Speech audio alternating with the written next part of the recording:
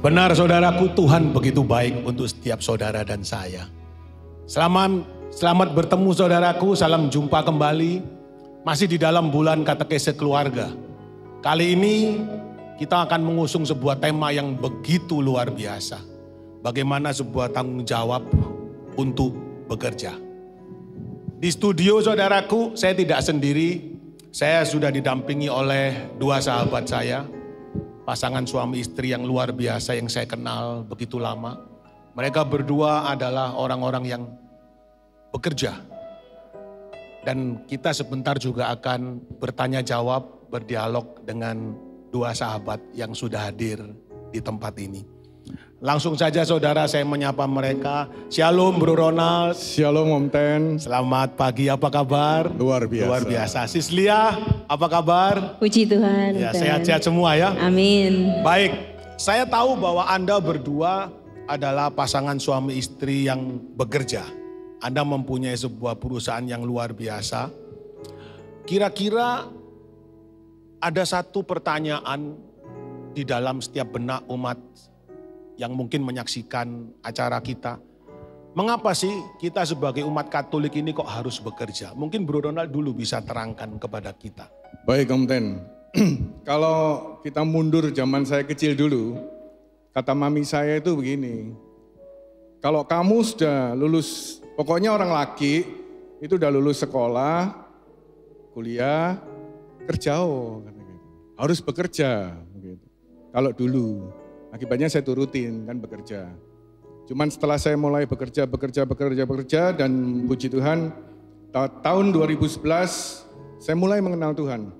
Saya sejak kecil Katolik, cuman mungkin bisa disebut ya Katolik KTP lah.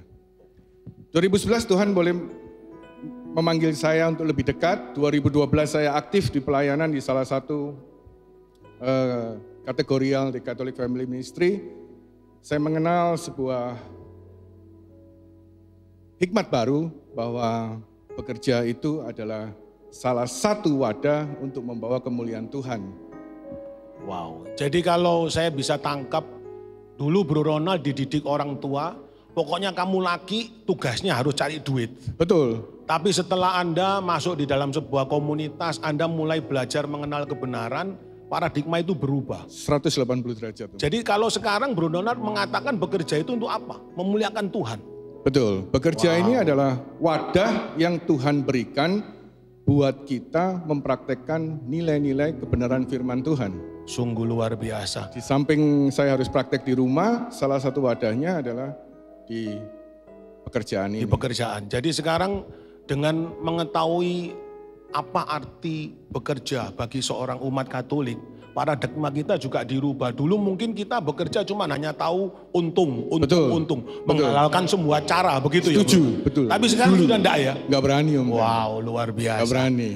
Saudaraku, ada sesuatu nilai yang baru pada saat Anda menjadi seorang Katolik beneran atau yang dikatakan Bro Ronald Katolik KTP. Mungkin kalau seorang Katolik KTP, mereka bekerja dulunya cuma hanya cari duit supaya untung. Nggak peduli caranya bener, nggak bener, santap aja, sikat aja. Tapi apa yang disaksikan oleh sahabat kita, Bro Ronald, setelah dia mengenal kebenaran, nilai core value di dalam beliau menjalankan usaha berubah total. Nah mungkin bisa diceritakan Bro Ronald, apa yang sekarang Anda lakukan di saat Anda memimpin sebuah usaha Anda hari ini? Baik. Kalau dulu sebelum benar-benar mengenal Tuhan, visi perusahaan adalah menjadi perusahaan yang terbesar, banyak cabangnya, pokoknya ter secara nilai dunia. Puji Tuhan setelah saya mengenal kebenaran firman Tuhan dan Tuhan boleh bekerja dalam keluarga dan perusahaan kami, core value saya di dalam perusahaan berubah, bahwa perusahaan ini adalah menjadi suatu wadah untuk bagaimana menumbuhkan setiap individu yang hadir di kantor, Tuhan izinkan hadir di kantor untuk semakin berkembang, untuk semakin berubah. Sungguh luar biasa.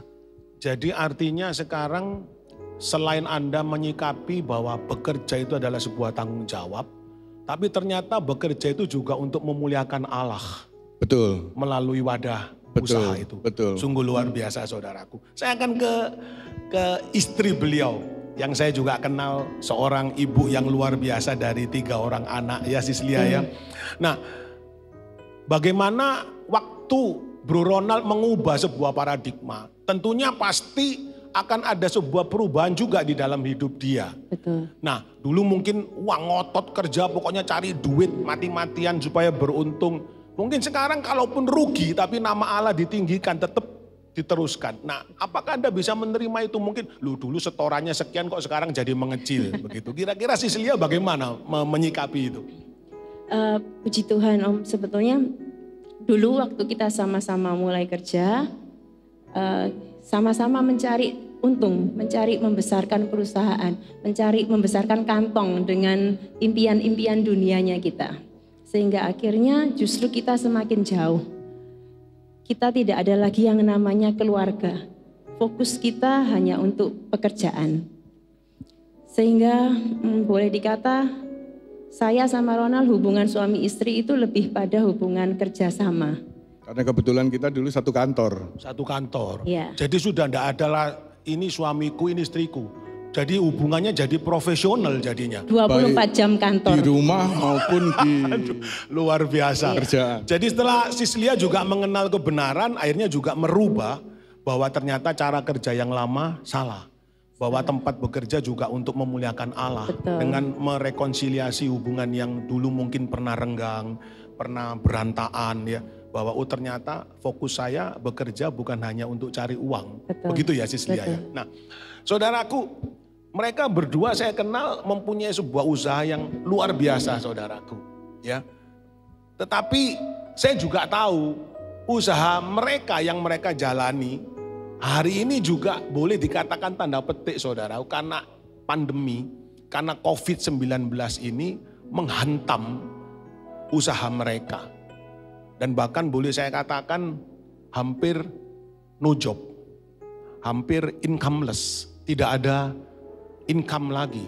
Karena perusahaan mereka bergerak di dalam dunia event, di dalam dunia acara. Ya, saya tahu perusahaan ini dengan baik.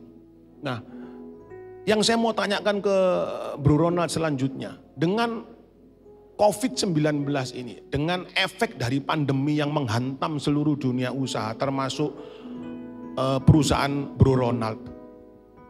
Apakah ada penyesalan atau apakah ada pertanyaan kepada Tuhan? Tuhan, mengapa kok ini menimpa saya padahal saya ini sudah mati-matian ikut Tuhan.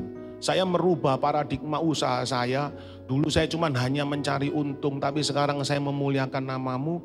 Tapi ini juga menghantam perusahaan saya. Kira-kira Bro Ronald menyikapi situasi ini bagaimana? Begini Om Ten, di 2012 saat saya saya pernah mengikuti Men's Camp Pria Sejati di 2012 bulan Mei. Sejak saat itu saya berjanji saya menjadi orang yang gak mau mencobai Tuhan. Di 2012 bulan Mei saya berjanji taat sama perintah Tuhan. Maka semua hal-hal yang gak baik di dalam perusahaan itu, contoh, kita dulu alirannya Spanyol, separuh nyolong maksudnya. Separuh mencuri, Separuh mencuri kan begitu. Ya. Apa yang bisa kita colong-colong sedikit kita curi-curi lah. Biasa di dalam bisnis kalau gak begitu cuannya gak banyak. Gak ada untung, Gak ada untung katanya. Nah, di bulan Mei saya janji sama Tuhan, saya katakan Tuhan, saya mau hidup lurus. Yang Spanyol-Spanyol saya hilangkan semua. Saya dikasih kesempatan melayani Tuhan dan mengenal Tuhan luar biasa melalui pelayanan dari bulan Mei sampai bulan Desember. Di bulan Januari, seketika itu juga Tuhan stop perusahaan saya. 2013 Januari. Wow. Apa? Dulu saya merupakan salah satu agen penjualan sanyo, proyektor. Proyektor ya. Proyektor sanyo. Kita menguasai market Indonesia, boleh dikatakan. Tiba-tiba sanyo harus, salah satu indikasinya adalah Tuhan boleh berkarya, sanyo harus dibeli Panasonic. Oke. Sehingga yang tadinya kita bisa bermain tunggal, sekarang saya harus kembali menjual salah satu brand itu yang distributornya sudah ada 4. Oh. Nah, nggak hanya itu aja, sedikit demi sedikit divisi-divisi saya yang sudah jalan dihabisin sama Tuhan. Kita punya total karyawan hampir 180 orang, saat itu dihabisin terus, ada yang resign sampai kurang lebih di bawah 100. Jadi waktu Bro Ronald sebelum mengenal Tuhan melalui sebuah perubahan paradigma,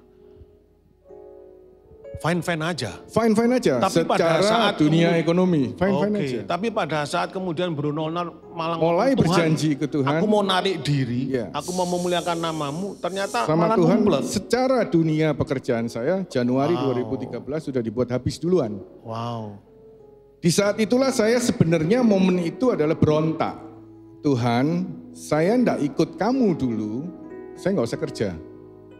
Saya ikut kamu dulu, saya hancur sekarang. Enggak salah tak ini Tuhan. Ada pertanyaan itu Oh ya? jelas, dan itu di dalam pikiran saya iblis terus berkata begitu. Salah kamu. Saya dulu mulai waktu kenal Tuhan saya belajar kitab suci ya. Pada saat Ayub saya tutup memangnya. Waduh. Tidak bisa nerima itu ya. Saya Jangan jadikan saya seperti Ayub. Stop dulu belajarnya Tuhan. Nah, dan itu enggak hanya berlaku 1 bulan 2 bulan mungkin. Panjang. Sampai di satu titik saya enggak kuat, saya bertengkar dengan Lia. Ya. Saya bilang sama Lia, stop. Saya tidak mau Tuhan-Tuhanan lagi. Sampai seperti itu. Seperti. Jadi ada masa Anda kemudian kecewa. Ya. Dan Saya Anda bilang, katakan, wis enggak patek-patekan, enggak butuh Tuhan. Enggak Tuhan. Saya kembali ke pola lama. Dulu pola lama saya adalah saya peminum. Oke. Saya pemabuk. Ya. Lobby dan sebagainya. Pakai entertain dunia lah ya. Entertain dunia. Saya katakan sore ini juga saya mau kembali minum.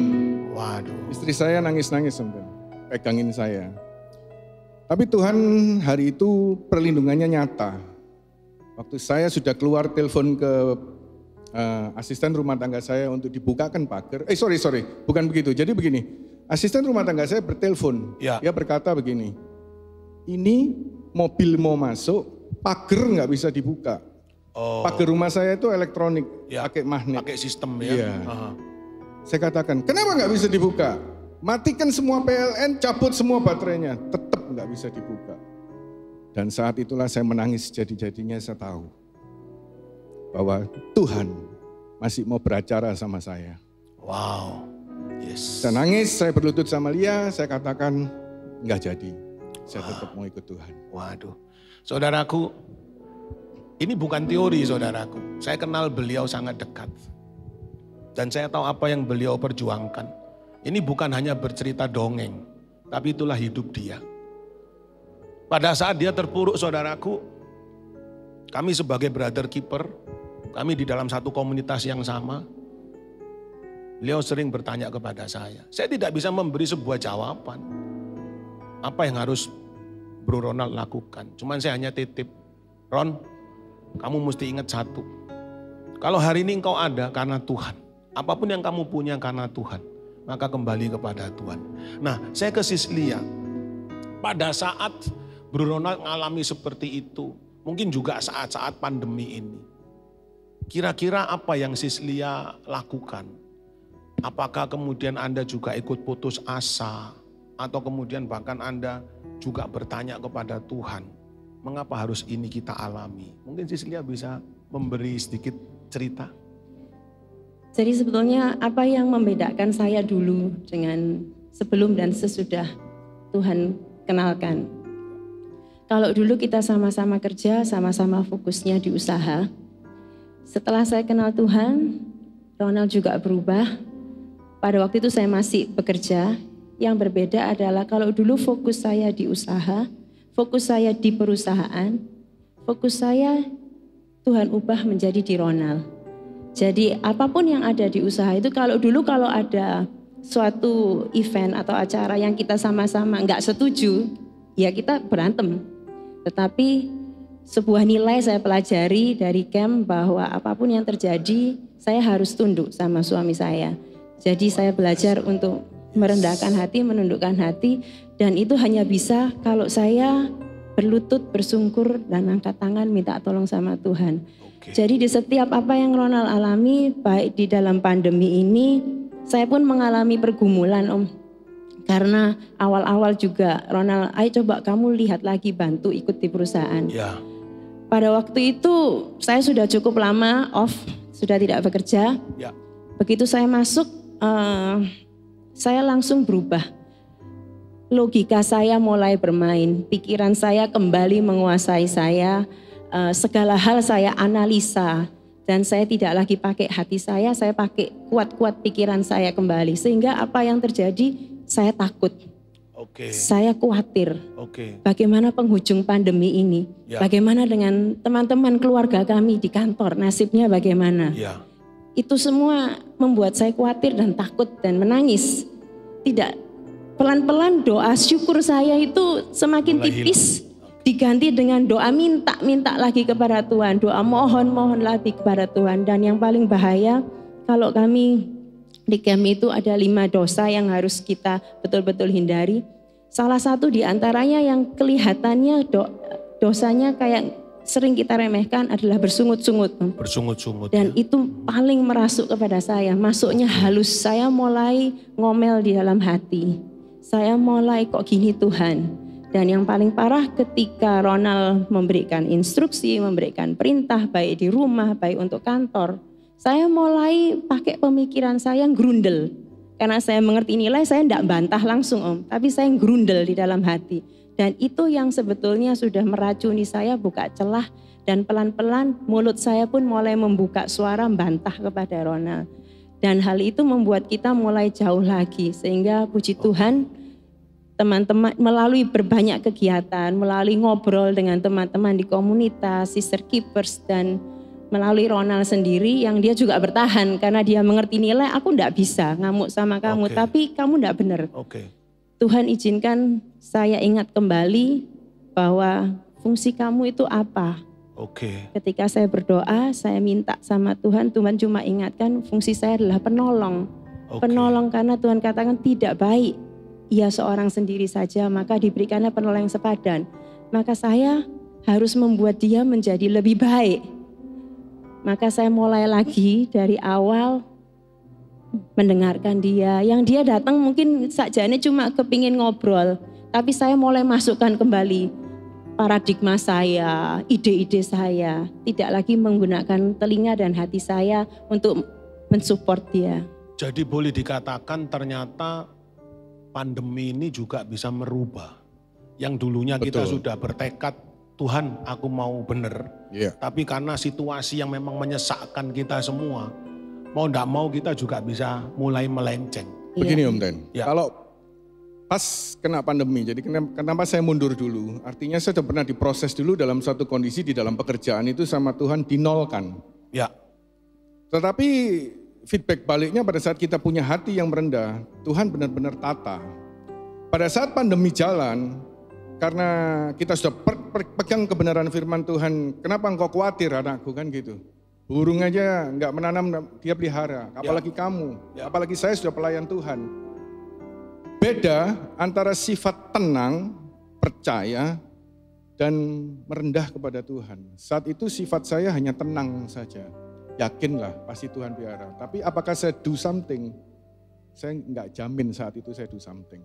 Maret, April, Mei, Juni, Juli, mulailah saya kembali diombang-ombangkan. Saat itu saya mau berkata juga kena pandemi ini. Percuma bikin perusahaan yang dibuat ladangnya Tuhan untuk menimbulkan karakter orang supaya lebih baik. Nyatanya juga begini kok. Sempat kehilangan jati diri. Saya sudah nggak ngantor berapa lama sampai salah seorang teman saya di kantor telepon saya. Bapak ngantor. Ngapain saya ngantor kan gitu. Kan sudah ada kalian semua. Gitu. Kita tetap butuh Bapak. Datang aja. Kita lihat Bapak itu udah tenang. Saat itu saya percaya Tuhan gerakkan dia untuk menegur saya. Akhirnya saya taat. Karena salah satu syarat ikut Tuhan kan taat. Saya belajar dari Yesus kan taat. Waktu saya ngantor, disitulah Tuhan mulai berbicara banyak. Mulai melihat anak-anak bagaimana di kantor berubah. Dan luar biasanya melalui pandemi ini, kita benar-benar mengenal apa itu revolusi industri 4.0. Wow. Disitulah tetap bahwa saya percaya firman bahwa Tuhan turut bekerja dalam segala hal. Yes. Mendatangkan kebaikan bagi mereka yang percaya. Jadi dengan adanya pandemi ini yang mungkin sempat menggoyangkan iman Bro Ronald sama Sislia ya, bahwa kapan ini berakhir. Kami begitu sesak. Tapi pada saat Anda memutuskan bahwa enggak Tuhan, aku tetap percaya. Ternyata Tuhan beri hikmat yang baru. Betul. Ya, yang menjadikan sekarang Anda merubah. Betul. Perusahaan yang dulunya main ya seperti itu, sekarang malah naik kelas dengan industri 4.0 ya. Dan Anda kemudian mengubah, membuat sebuah terobosan-terobosan baru. Betul. Untuk mencapai sebuah core value yang luar biasa. Betul. Wow. Saudaraku, dimanapun saudara berada, tetap ingat saudaraku, bahwa Tuhan tidak pernah tinggalkan sedetik pun hidup saudara dan saya. Apa yang disaksikan oleh dua sahabat kita. Pandemi boleh menghantam setiap kita saudara. Mungkin boleh menghancurkan setiap kita. Tapi pada saat saudara dan saya mengambil sebuah keputusan untuk tetap setia kepada Tuhan, kepada gereja. Anda boleh saksikan sendiri. Ternyata Tuhan memberi hikmat yang luar biasa saudaraku. Tuhan memberi sebuah jalan keluar yang mungkin tidak pernah Bro Ronald dan Sislia pikirkan sebelumnya. Dan akhirnya mereka tetap bisa berkarya, mereka tetap berusaha, dan tetap bisa memuliakan di dalam usahanya. Mungkin sebagai penutup Bro Ronald, dengan usaha baru yang Tuhan berikan hikmat kepada Bro Ronald dan Sislia, kira-kira harapan apa dan mungkin bisa pesan kepada teman-teman lain melalui komisi keluarga dimanapun mereka berada. Apa yang harus kita lakukan sebagai umat Katolik yang tetap harus bertanggung jawab untuk bekerja. Silakan Bro. Bukan kebetulan bahwa tema hari ini adalah tanggung jawab dalam bekerja, keluarga yang bertanggung jawab. Saya nggak pernah buat objektif setiap tahun, cuman tahun untuk 2001, Tuhan kayak manggil saya, kamu buat sendiri sekarang, jangan suruh teman-temanmu buat sendiri. Di tengah saya ngobrol sama Lia, mulai Senin, Selasa, Rabu, sampai malam, sampai pagi. Apa sih sebenarnya kata kunci yang harus kita lakukan untuk nextnya adalah ternyata satu, menumbuhkan orang-orang yang bertanggung jawab.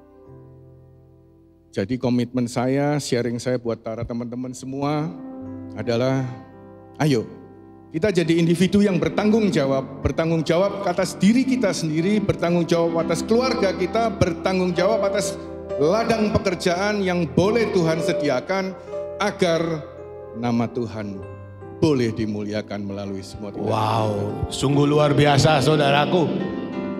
Saudara lihat, ada sebuah komitmen yang dahsyat. Dan saya juga berharap pandemi boleh ada, COVID boleh ada. Tapi semangat untuk memuliakan Tuhan.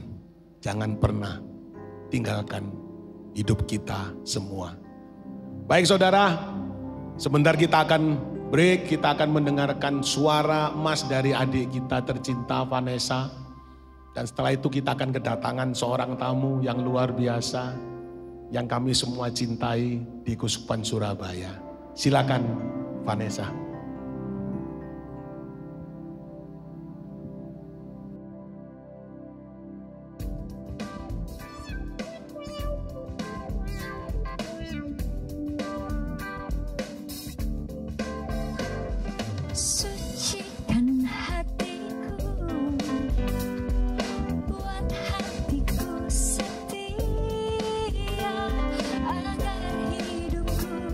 Memuliakanmu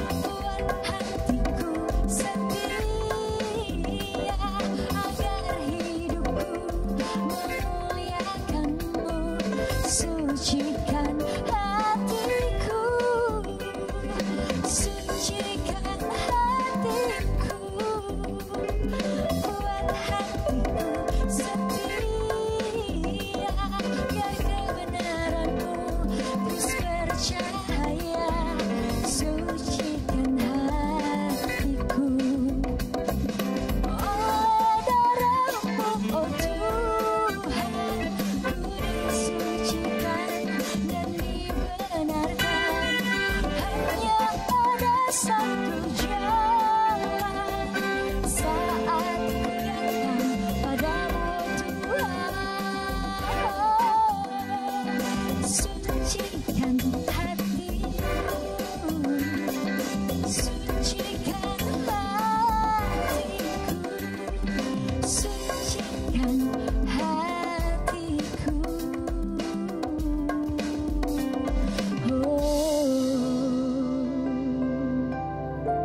Baik, saudaraku terkasih, jumpa lagi.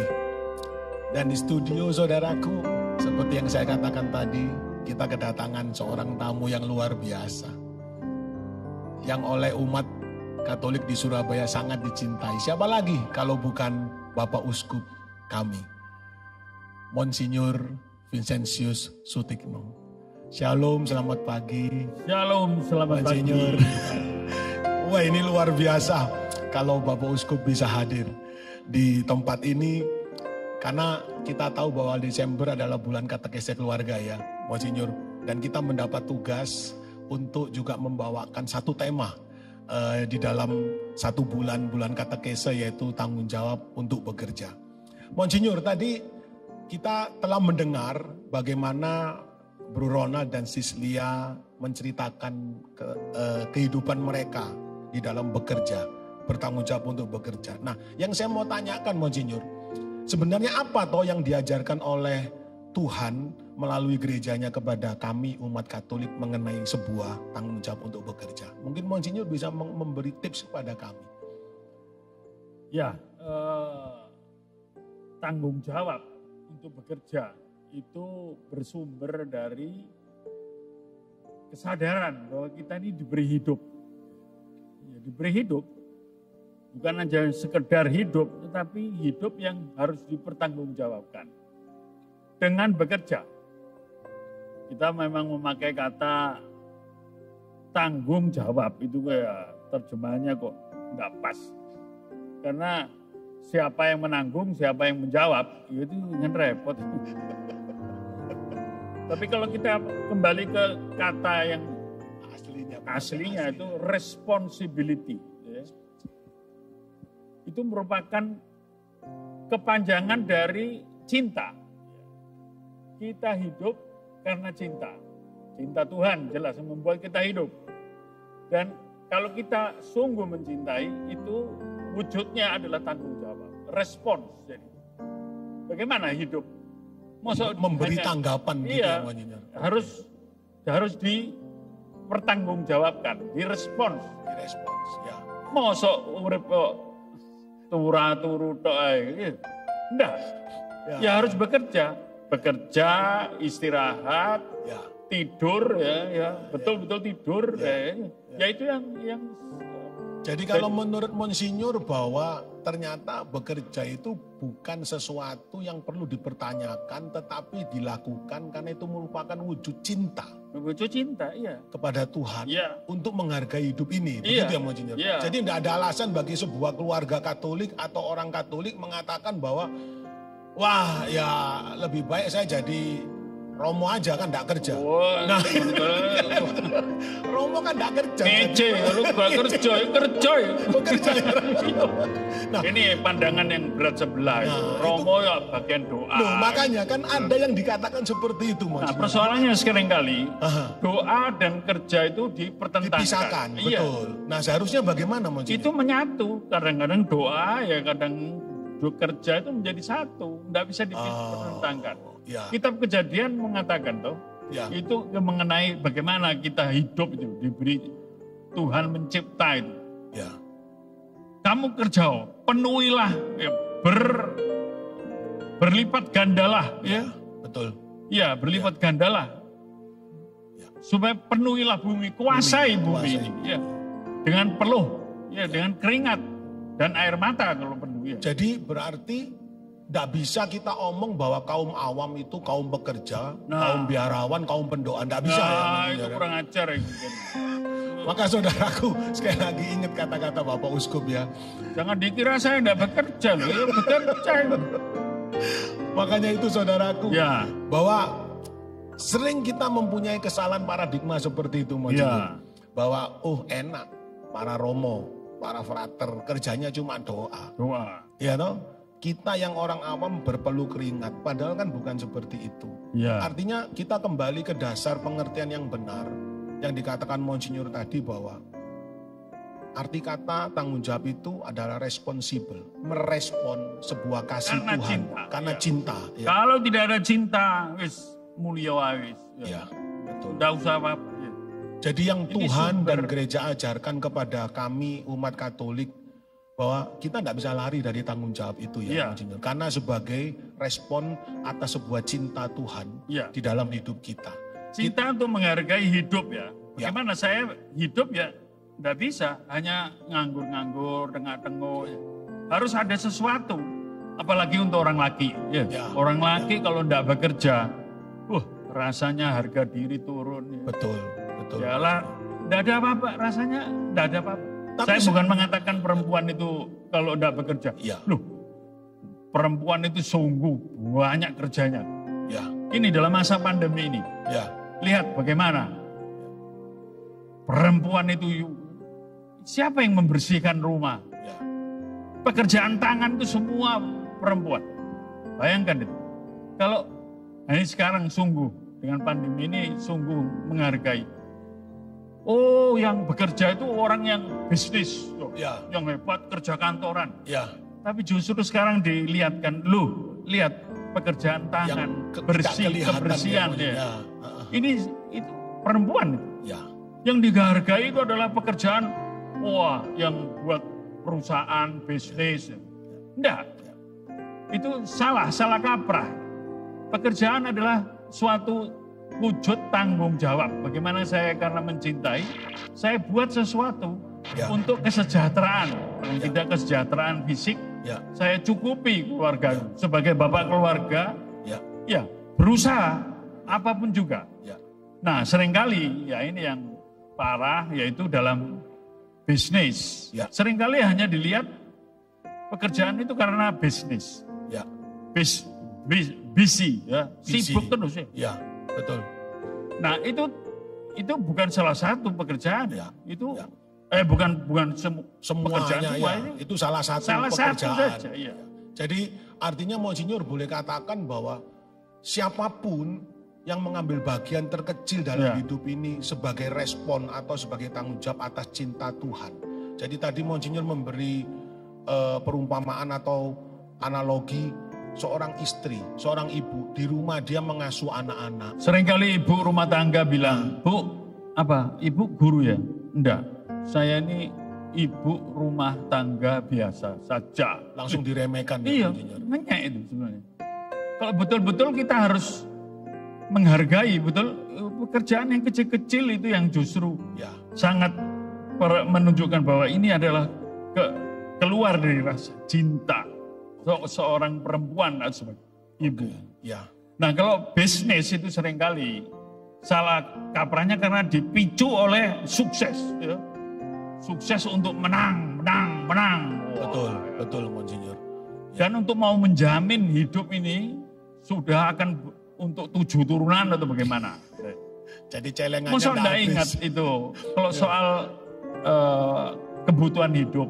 Betul, Tuhan Yesus dalam Matius bab 6 mengatakan betul. loh, Tuhan sudah ya mencukupkan. jangan khawatir akan Iya, hidupmu. betul. Waduh, loh, Betul, Tuhan Yesus tidak berkata jangan sekali-kali khawatir. Enggak, jangan khawatir. khawatir. Burung pipit aja tidak menabur dan menuai. Ya, Dia dipelihara. dipelihara. Betul. Bunga bakung saja Ya. tidak ya repot-repot. Tapi pakaiannya Salomo aja kalah. Kalah Kalau indah. dibilang. Nah itu. Maka itu jangan khawatir. Jangan katakanlah, jangan terlalu kalau saya. Jangan Ya. terlalu, waduh bagaimana Pak? Sekarang dengan pandemi ini. Ayo.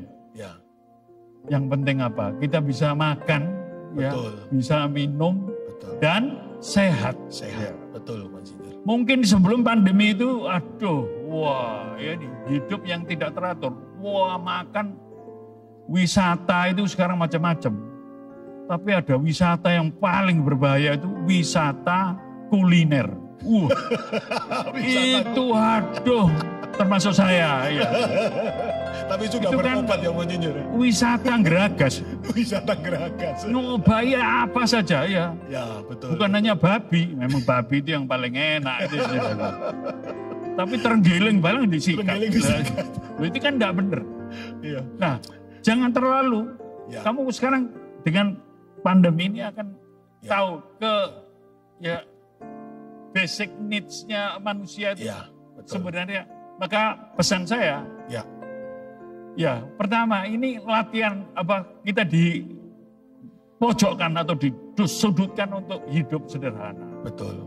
Ayo, Ya. sekarang ini pariwisata sudah hancur. Ya. Hancur, betul. Sekarang ayo ya. Saya pesan kepada mereka yang saya berkati perkawinannya, jangan menunda-nunda kehamilan. Ya. Ayo kon, dulu tuh enggak, menunda. Hamil, enggak mau punya anak dulu, mau Ya. mengumpulkan uang dulu. Ya. Untuk keliling dunia. Edan, gendeng. Bagaimana? Hanya untuk keliling Ya. seindah apa tuh dunia itu? Seindah Betul. apa? Ya. Dan indahnya apa? Sudah melihat begini, Menara sudah. Eiffel di Paris, sudah hilang. Untuk apa? Betul. Nah itu yang hidup sederhana. Tahu mana yang butuh. Nah, pentingkan untuk hidup keluarga. Yes. Anak-anak juga harus dididik. Sekarang tahu bagaimana anak tidak akan menuntut. Tapi, oh ya, Bapak Ibu sekarang dalam kesulitan. Ya bagaimana? Ya tahu hidup sederhana secukupnya, sebisanya. Pendidikan ya, tetap, ya itu. Baik saudaraku, jadi kembali Monsinyur mengingatkan kepada setiap saudara dan saya. Bahwa sekali lagi, kenapa kita harus tetap berkarya, bekerja. Karena itu sebagai respon atas cinta kasih Tuhan. Anda diberi hidup. Tuhan tidak menginginkan Anda hidup, ya cuma begitu aja. Bahkan tadi Monsinyur menjelaskan bahwa kita harus berbuah. Melipat gandakan apa yang Tuhan Iya. telah titipkan di dalam Nah ini, hidup saudara dan saya. saya tambahin ya. Di samping sederhana, tapi kalau berusaha kreatif. Ini kreatif. Seringkali orang mengatakan, oh saya untuk berusaha harus punya modal. Ya. Ya. Kapital. Kapital. Ya. Ingat, kalau kita kembali ke istilah aslinya, kapital itu adalah dari kaput bahasa Latin. Itu adalah Otak. kepala. Oke. Iya. Ya. Jadi inilah yang sebetulnya kalau modal utama itu, Ya. ya ini kepala otak. Iya. Kalau bisa pinjam duit, oh kredit toh. Itu kredit itu artinya kamu dipercaya. Percaya. Tapi jangan ngemplang. Nah itu. Siap. Kalau kamu bisa melipat gandakan Ya. dengan kaput, dengan kepalamu, Ya. ya, yang Oke. bukan hanya modal. Seringkali kapital itu duit. Duit. Betul. Nggak. Jangan mengukur tadi Ronald dan Masalah, Lia ya, mengatakan, loh, ya bisnis memang harus ya bisa jatuh, bisa hancur, bisa bangkrut, bisa. Betul. Tapi ingat, kita masih diberi kemampuan otak untuk berpikir. Bagaimana? Nah, jangan nganggur, tengah-tengah aja. Ya. Saya uskup. Ya, saya juga mengalami bagaimana gereja kolekte. Jadi karena pandemi Apalagi kolektornya begini Monsinyur. Apalagi umat Katolik ini, ya enggak medit. Nggak medit. Tapi umat Katolik kan enggak ada perpuluhan. Perpuluhan. Nggak, tapi ya praktis dari bulan Maret sampai sekarang ini Ya. kolekte enggak ada. Ya sedikit-sedikit lah ya. Ya. Ya. Nah, jadi ya bagaimana? Ya. Ya sabar Betul, itu, sabar. Tetap ya. Ternyata itu juga berpengaruh ya Loh, Monsinyur, berpengaruh. di dalam kehidupan gereja itu Iya. sendiri. Ya. Nah bagaimana terus Monsinyur menyikapi situasi seperti itu? Ya sabar, tetap dalam rangka ini pandemi ini satu pesan saya. Count your blessings. Mantap. In life. Mantap. Maksudnya bahasa Inggris segala. Gitu. Count your blessings in life. Mantap. Itu. Jadi katakanlah bersyukurlah itu loh. Bersyukur Jangan selalu, bersungut-sungut itu. Betul. Bersungut-sungut itu akan menghabiskan energi. Betul. Tidak membuat otak itu menjadi kreatif. Lalu Betul, mengeluh, betul. tak tapuk pisan kon kok. Ngomel terus saya. Ya. Cari kemungkinan. Yes. Kita diberi otak kok. Yes. Di kepala untuk bagaimana? Ya. Yes. Kalau kepepet-pet ya sudah. Ya. Tuhan Yesus bersabda bab Matius bab 6 ayat 6 itu seringkali saya Yes. pakai untuk menguatkan orang. Tuhan itu adalah penyelenggara ilahi. Tuh, dia sangat baik tadi itu siapa? Vanessa itu nyanyi ya. sungguh baik. Iya nek baik ya opo. Ya. Tapi betul baik. Dia memberi kemampuan paling tidak ayo. Ya. Kalau kamu kepepet, gak bisa makan, ya minta. Ya minta kepada Tuhan, ya mungkin Tuhan tidak akan jawab. Ya, gak ada jawab. Ya paling tidak ke pasturan sana. Minta tak kei. Ya, saya mengingatkan kepada pastor-pastor dalam masa pandemi ini supaya membuka kemungkinan ya, jangan mau dekem di pasturan aja. Atau diam gitu Iya. ya, Monsinyur ya. Ya. Ini malah Komisi Keluarga membuka Yes. telekonseling 24 jam. Betul.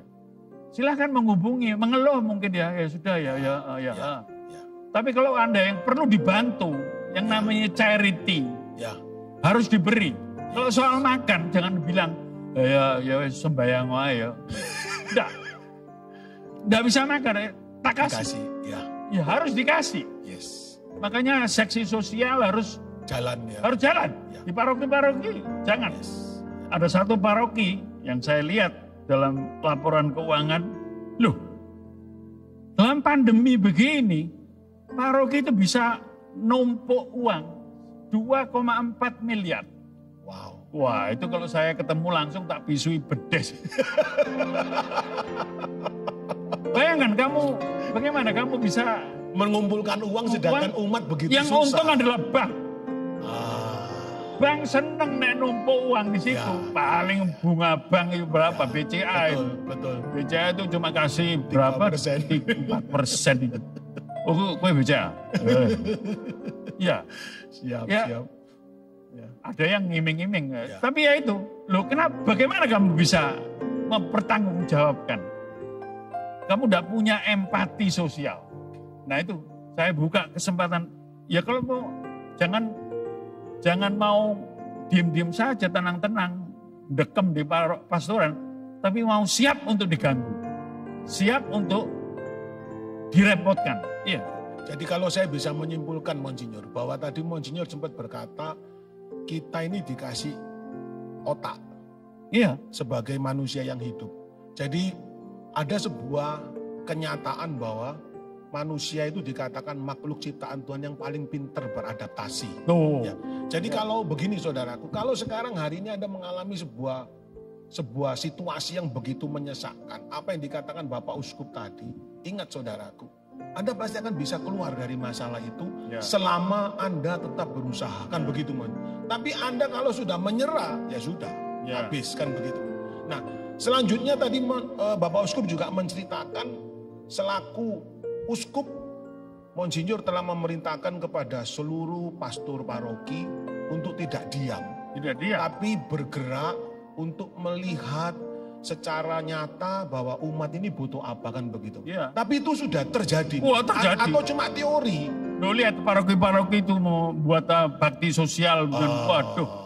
Banyak yang bingkisan-bingkisan beras, minyak, wah sembarang. Melalui PSE itu Monsinyur. Melalui PSE. Okay. Oh enggak, paroki-paroki. Oh paroki. Paroki-paroki. Oke. Malah ada yang memberi makan pagi untuk mereka yang... Dan itu jalan ya Monsinyur? Jalan, Oh. ya terus. Nah dikaitkan dengan sebuah tanggung jawab.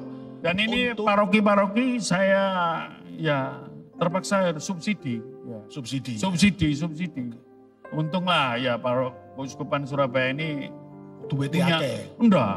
Loh ya, pikirannya mesti duwe. Enggak. Banyak orang. Banyak Iya. umat yang mau berempati, Iya. yang mau mengambil bagian. Itu keuskupan yang- Surabaya. Oke. Umatnya murah hati. Wah, luar biasa. Karena Bayang- monsinyornya murah hati. Saya Oh, tahu iya, Bapak jelas. Uskup murah Iya. hati. Kita tuh sebagai jembatan saja lah ya. Oke. Ya apalagi saya tidak menikah dan tidak punya anak. Semua ya lewat saja. Ya. Lewat saja. Jadi betul. tinggal bagaimana kita punya empati sosial, tidak terlalu khawatir akan hidup, lalu terus, waduh, bagaimana saya? Bagaimana diem saya? ya maunya, Lalu ya. terus Ya. menjadi egosentris. Oke. Nah itu. Dan itu kalau dikaitkan dengan tanggung jawab untuk bekerja, apa yang Bapak Uskup lakukan, apakah itu kemudian tidak memanjakan umat untuk kemudian tidak bertanggung jawab atas hidupnya lagi? Nah, bagaimana kita membedakan itu? Atau mungkin gereja atau paroki harusnya menciptakan sebuah lapangan atau kesempatan kerja bagi umat, bukan hanya cuman kasih makan. Nah, kira-kira menurut Bapak Uskup gimana? Ya ada usaha-usaha yang kita lihat, PSE umpamanya. Ya, atau ada- menciptakan UMKM baru. Ya, Itu dilakukan. ada tidak? satu sudah saya malah sendiri. Oke. Mau melihat bagaimana, ini ada bapak yang punya katakanlah bisa menyewa satu kayak danau kecil lah. Ya, terus bikin kolam pancing. Ikan, iya ya. ikan. Oke. Ya kita pasok aja. Bagaimana itu nanti bisa memanfaatkan ikan-ikan.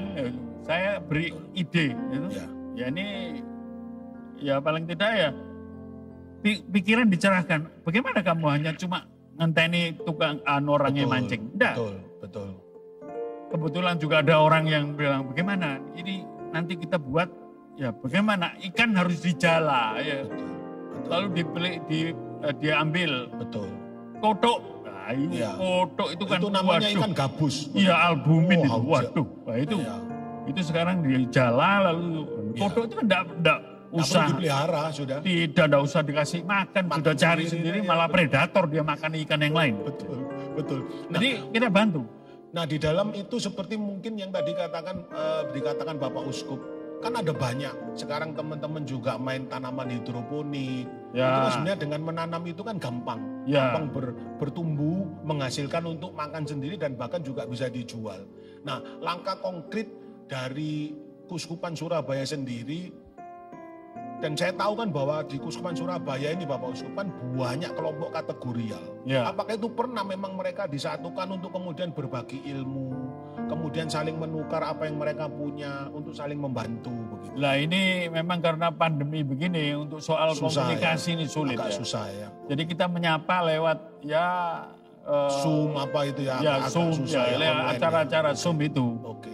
Paling tidak romo-romo paling jadi tanggung jawab ya. Jangan sampai mundur malah panik takut ketularan. Oh lah ya. Ya salah dewe kalau ketularan ini ya. Kena hati-hati. Betul. Hidup bersih ya itu ya. Betul. Supaya sungguh iya. Kita ini presiden yang tidak pernah terjadi tuh. Betul. Bagaimana betul, kok bisa virus ini waduh. Betul.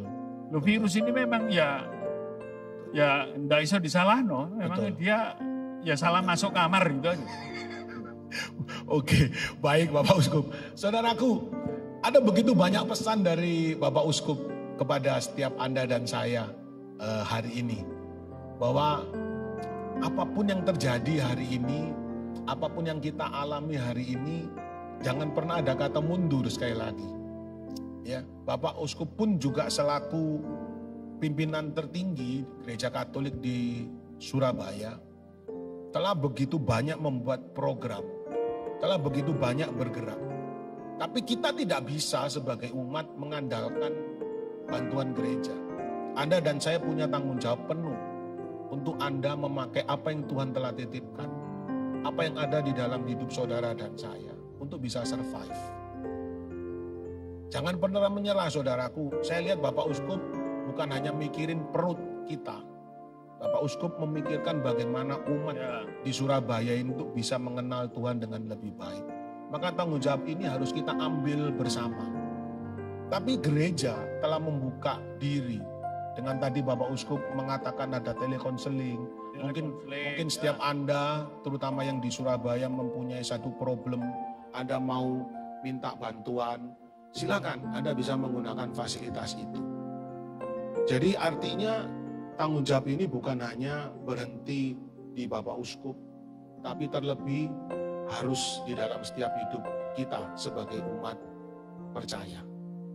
Dan Jangan nganggur. Jangan nganggur ya, nganggur. Pak Uskup. Ya, nganggur dengan teguh. Nah, Ada. bagaimana Bapak Uskup sekarang kalau yang saya lihat, kalau saya keliling gereja, Nah, itu banyak ya, tanda petik saya tidak menghakimi. Tapi banyak kemudian umat itu malah memanfaatkan niat baiknya gereja. Akhirnya mereka itu gandol terus ke gereja. Nah itu gimana kira-kira dari gereja untuk mendidik umat yang model seperti ini Bapak Uskup? ya kita kalau soal kebutuhan yang primer, ya tidak bisa kita mengatakan gandol. Jadi memang itu harus Katakanlah diberi ya, ya. satu keluarga bisa di paroki-paroki sekarang ya banyak umat yang ya mau ke paroki sulit, Ya. romonya menutup semua ya pastoran. Ya banyak yang ke saya, ya bagaimana menghubungi lewat WA, bagaimana ya, ya kepepet, bagaimana, kena stroke lagi, waduh, ya terpaksa saya tidak pikir banyak, ya sudah, nomor rekening itu tak kirim, supaya dalam masa pandemi paling tidak bisa survive. Oke. Satu keluarga, katakanlah 3 juta dengan anak 2 itu sudah mutlak, tidak bisa. Sudah Untuk mutlak bisa ya, hidup. Untuk bisa hidup ya. Jangan sampai kena sakit. Oke. Nah, kalau mau ke sakit yang menguntungkan itu ya sakit COVID itu. Dan itu juga Tanggung merupakan pemerintah. satu respon dari Bapak Uskup selaku pimpinan Gereja Katolik di Surabaya. Sebuah respon dari tanggung jawab untuk mengenal kebutuhan umatnya, mengenal bagaimana mereka memerlukan bantuan. Ya. Dan itu sebuah tanggung jawab untuk gereja boleh bekerja. Apakah bisa disimpulkan seperti itu Bapak Uskup? Ya, Begitu ya Bapak tanggung Uskup? jawab bagaimana umat juga tidak bisa kita katakan sembahyang bisa aja. Ya, ya. Tetapi juga ya diajak untuk paling tidak dalam masa pandemi ini bertahan. Sampai kapan ini pandemi ini? Kita tidak tahu. Ya. Mari kita bersama-sama untuk Ya. memberi semangat. Oke. Ayo, semoga pesan saya selalu salam sehat dan semangat. Siap. Doa Siap. harus diintegrasikan dalam hidup. Ya. Tapi seperti tadi sharingnya Lia, ya betul. Memang kadang-kadang doa itu ya tidak usah terlalu berdele-dele ya. Yes. Tuhan tahu apa yang Dibutuhkan. mintalah maka kamu Ya. akan diberi, Ya. carilah maka kamu Ya. akan mendapat, ketuklah Ya. maka pintu akan dibukakan bagi. Ya, ya, ya. Jadi itu yang saya kira Bapak yang jahat saja tahu memberi yang baik, Baik. kepada anak, apalagi Apalagi Bapak. Tuhan. Ya, Yes. paling tidak kita minta Roh Kudus, minta langsung. Ya memang. Ya minta, kalau kepepet memang Tuhan akan beri, entah dengan cara bagaimana itu akan Yes. terlihat dalam. Yes. Yang penting kita gembira Oke. dan bersuka cita dalam hidup. Betul. Tidak terlalu bilang, aduh bagaimana saya. Kalau kita pikir bagaimana yang lain, Ya, wah, itu betul. kan berat juga. Pak. Betul, betul. Semua mengalami Betul. orang-orang kaya itu yang paling sekarang paling khawatir. Ya, Ya. ya, ya. Kepada mereka yang kaya dan beruang, sekarang baru merasa bahwa itu tidak Tidak bisa diandalkan. Iya. Ya, betul. Kalau sudah kena sakit satu kali, apalagi komorbid, Ya, habis loh. ya, betul. Mengerikan matinya Betul. kalau kena COVID. Betul. Baik saudaraku, sebagai penghujung acara kita di hari ini sangat jelas. Ya, saya COVID ini saya pagi saya minta Tuhan, saya mau bangun jam 4. Ya.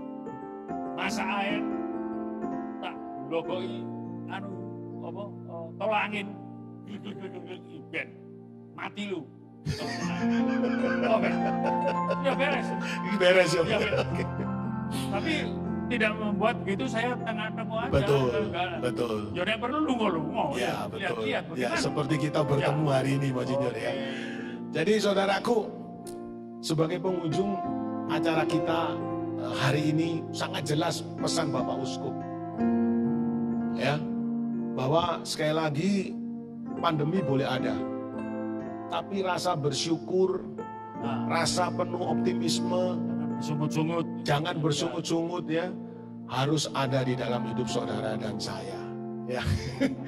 Jangan pernah menjadi orang yang mau nganggur, saudaraku. Apapun kesulitanmu, Tuhan pasti kasih jalan, Ya bicara paling tidak. ngomong. Ya, paling tidak itu kalau kamu bicara stres sudah. Yes, Sudah oke. sampai menang bunuh diri. Betul.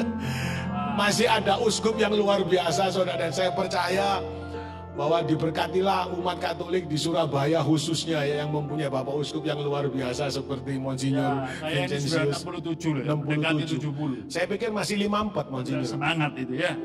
Tak semir ini rambutnya. Selagi ini bukan soal ganteng. Oh, ganteng saya dari dulu. Tapi saya mau memberi semangat supaya orang kalau melihat saya Masih itu, muda semangat. orang kalau lihat rambut hitam itu kan seger. Daripada putih Rambut putih seperti ini.